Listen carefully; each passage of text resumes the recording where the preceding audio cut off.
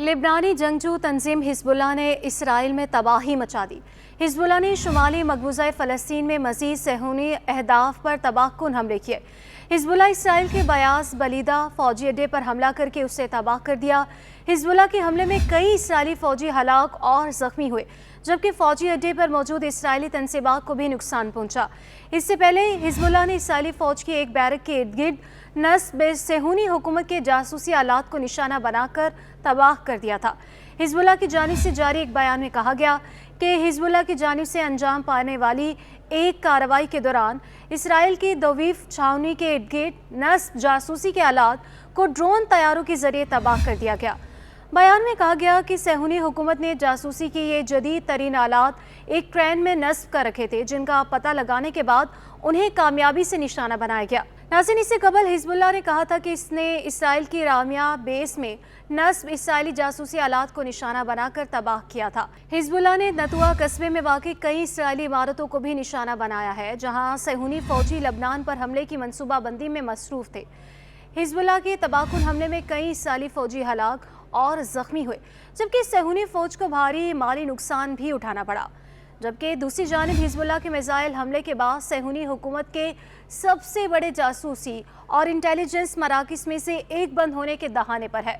सेहूनी अखबार इसराइल अल-यौम के मुताबिक लिबनान में हिजबुल्लाह के मिसाइल हमले में ताल शमाइम के नाम से मशहूर सेहूनी हुकूमत के सबसे बड़े जासूस बैलून की तबाही के बाद रडार बेस सिस्टम और उसका कंट्रोल सेंटर बंद होने के करीब है।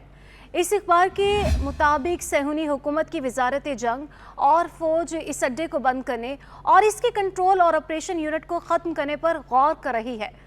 सेहूनी हुकूमत के ज़राए इब्लाग ने रवा साल 25 मई को बताया था कि लबनान की जंगजू तंजीम हिजबुल्लाह ने धमाका खेज मवाद के हामिल ड्रोन का इस्तेमाल करते हुए तब्रियाज झील के करीब सबसे बड़े रडार और जासूसी मरकज़ को भारी नुकसान पहुंचाया है, जबकि इसराइली रजीम सबसे बड़े जासूसी बैलून को तबाह कर दिया है। सेहूनी अखबार येदियोत अहरनोत के इस जासूसी बैलून की तबाही के बारे में लिखा कि हिजबुल्लाह की यह कामयाबी 7 अक्टूबर को हमास की फतह के बराबर थी। अखबार ने मजीद कहा कि जदीद इंटेलिजेंस गुब्बारे के गिरने से इसराइल की तकनीकी और इंटेलिजेंस बरतरी खत्म हो गई और इसकी सलामती को नाकाबिल तलाफी नुकसान पहुंचा। नाज़रीन, अक्टूबर 2023 में गजा पर गासिब सेहूनी हुकूमत के वहशियाना हमले शुरू होने के बाद लबनानी जंगजू तंजीम हिजबुल्लाह ने शुमाली मकबूजा फ़लस्तीन में गासिब सेहूनी हुकूमत के फ़ौजी अहदाफ पर हमले शुरू कर दिए थे।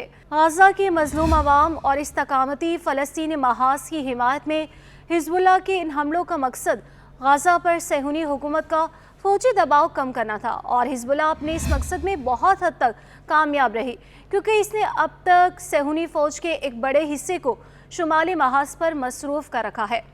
इसके अलावा शुमाली मकबूजा फ़लस्तीन के अंदर गासिब सेहूनी हुकूमत के फ़ौजी और स्ट्रेटेजिक अहदाफ पर हिजबुल्लाह के हमलों से इसराइल को काफ़ी जानी और माली नुकसान पहुंचा।